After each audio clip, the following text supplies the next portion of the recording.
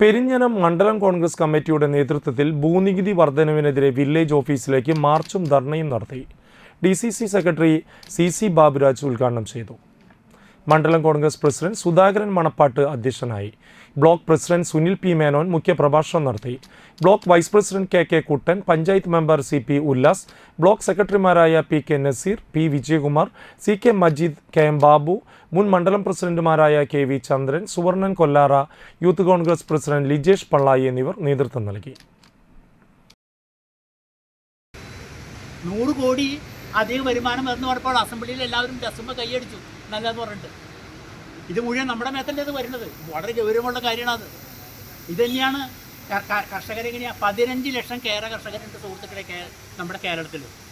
അവർക്ക് എങ്ങനെ ഇവിടെ ഉന്നമനം വേണമെന്ന് പറഞ്ഞ് അഗ്രികൾച്ചർ ഡിപ്പാർട്ട്മെൻറ്റ് 14 ജില്ലകളിൽ സമഗ്രമായൊരു പഠനം നടത്തി.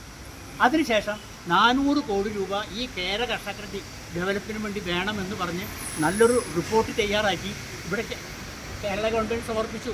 വെറുതെയല്ല, 400 കോടി രൂപ അങ്ങനെയും കേര കർഷകർ രക്ഷപ്പെട്ടതെന്ന് ചോദിച്ചിട്ട് എന്തുണ്ടായെന്നറിയാം. വെറും 100 കോടി രൂപയാണ് ഗവൺമെൻറ് ഇവിടെ